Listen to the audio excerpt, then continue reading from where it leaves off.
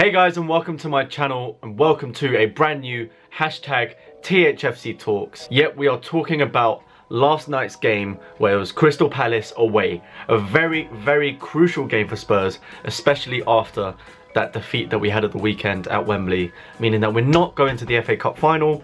However, we are still only 4 points behind because we managed to beat Crystal Palace 1-0 just about with an Eriksen screamer, but we'll get onto that later in the video. If you want to check out the vlog from Saturday where we went to play Chelsea at Wembley and we lost, but it was a very good vlog. It's very interesting. All links will be down below. Please go over there, smash the thumbs up and leave a like on this video if you enjoy this kind of series. Also, I'd like to very quickly mention before we get into the actual football, as of recording this, my channel now has over 200,000 views, which is incredible. A lot of you supporting the vlogs very well, and even these kind of videos are going pretty great so far, so we need to keep up the support. Thank you. And by the time you see this video, I think I probably should be over 3,000 subscribers. I think I'm only like 8 away or something at the time of recording this. So thank you guys so much for that, and if we aren't, then please go down and subscribe and all that. Enough plugging, back on to the football. Let's go. Okay, so what normally doesn't really seem like a tough game, which is Crystal Palace, especially because they're kind of fighting for relegation at the bottom of the league. It was very tough because as soon as Sam Allardyce has taken over, he has managed to win 8 out of his 11 games, or 10 games that he's played. I think it's 11, with only 1 loss, I believe, and 2 draws. And we have to mention that 3 of those victories were Chelsea, Arsenal and Liverpool. We were playing away, we weren't playing at White Hart Lane, so this was always going to be a very tough game for us, because they're in form, we're in form, we're on, we had a defeat with us, carrying with us behind because of the Chelsea game. So we really had to get these 3 points, especially because the day before Chelsea managed to beat Southampton 4-2. So the pressure was kind of on us to get the 3 points to maintain the title race coming up to Sunday's North London derby, which I will be at. I will be vlogging that game, so if you see me there, do come say hi. I always like to say hello to anyone that manages to spot me at the games. So yeah, that's going to be a very interesting game. But talking about Crystal Palace, we managed to win 1-0 with an Eriksen banger from about 30 yards. He had no right to shoot, but he just did it, and it was an amazing goal. So let's start talking about the first half. The first half of football, for me, was very disappointing from us. Considering Wembley, we don't normally play well, but this time, Wembley against Chelsea, even though we lost, we actually did play well for once. So it was like our style of football was still good, it was still going well, but we were looking very shaky in the first half. No clear-cut chances whatsoever.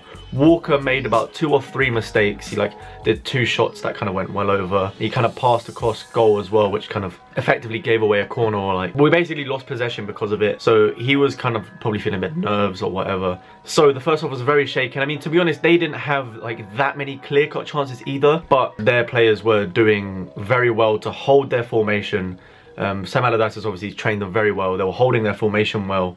They were going forward, putting a lot of pressure on us, which made our defence very shaky. We were just passing back to Lloris and around the defence a lot. It was just another one of those games where we had 80% possession, 70% possession, whatever, but we just weren't taking those chances. We weren't shooting, even though we have Harry Kane, Dele Alli, Eriksen all forward.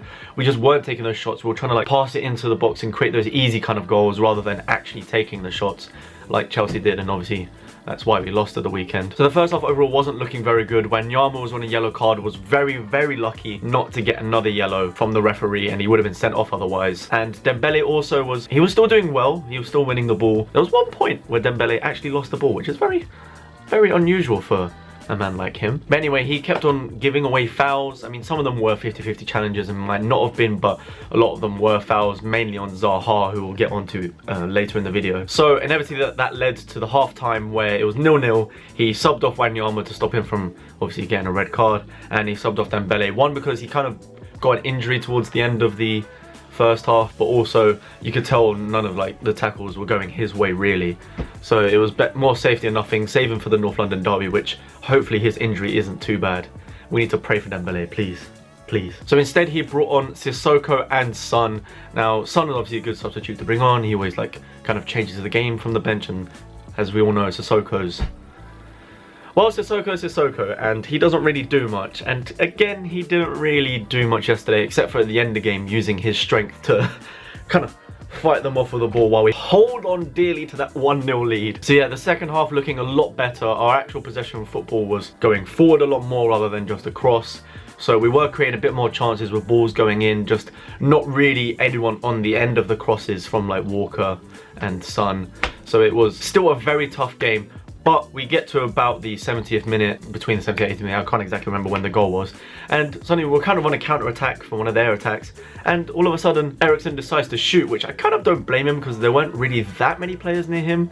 They were mostly to the left, there was no one to the right where there was space. And he thought, F it, let's just go for a shot. And he banged it, kind of dipped right next to the keeper, right before the keeper, and went bottom left corner. And it was an absolute beautiful goal. I was like so ecstatic and just celebrating because I was thinking, oh great, here we go. Spurs, end of the season again. This point last year, we didn't win any games. This point last year onwards. So I was thinking, oh, we've done it again. We've just given up the title race. But no, Eriksen, the saviour, has done it again. I love that guy so much. I did say earlier in the year that he was not good and it hasn't shown up since last February, which was true at the time. He was not playing well at all.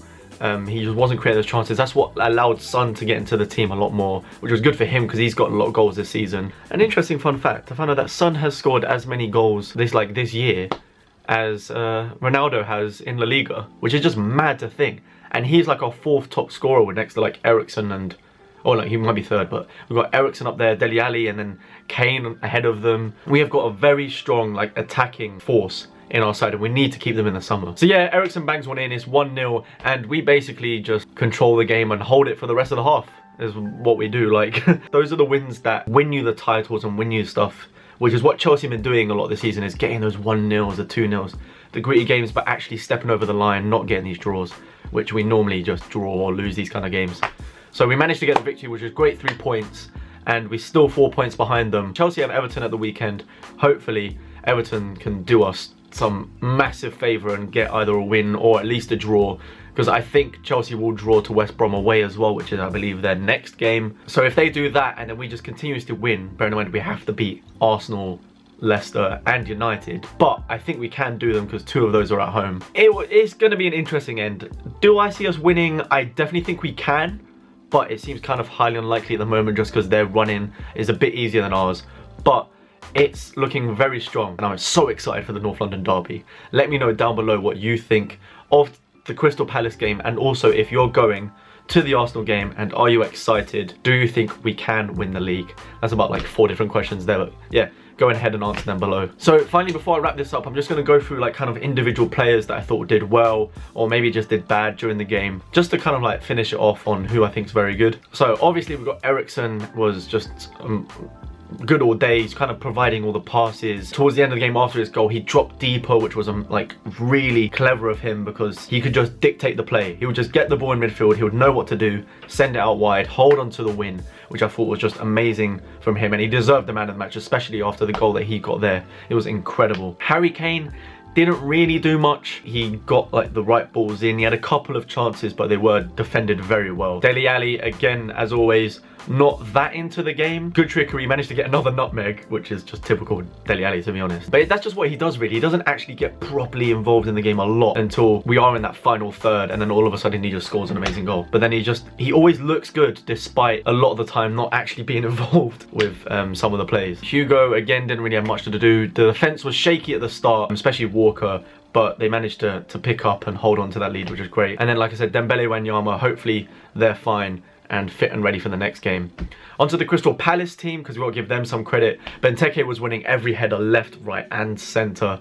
The defence was great. Like, Sacco was pretty amazing that game. Unfortunately for them, he sustained a massive injury and had to come off, which was probably maybe the reason why we managed to win, because his injury looked quite bad and he was like the solid rock in their defence. And there's one man we have to talk about in the Crystal Palace side, which I think all of you already know, and that is Mr. Wilfried Zaha. That guy is incredible. We've been saying for a few weeks now that we all want him at Spurs. Leave a comment below if you do. I'm pretty sure a lot of us want him at Spurs. But I think he's going to be one of our main transfer targets for the summer because he's pacey going forward. Like, did you see his footwork? That guy was doing like step overs left, right and centre. He's doing like little shimmies and all that.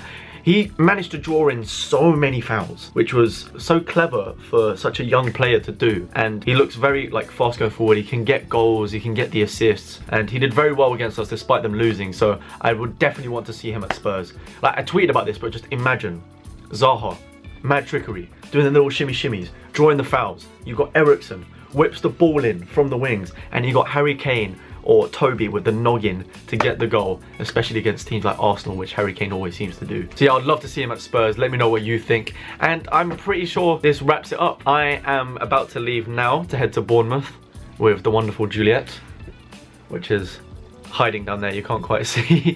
But we are heading there because we're going to see Stormzy today, which I'm pretty excited about. So while you're watching this, I will be in Bournemouth waiting to go into Stormzy. And I'm gonna get gassed. You'll see it on my Snapchat. So yeah, check out my Snapchat just there. Check out my Twitter as well, just here, and my Instagram.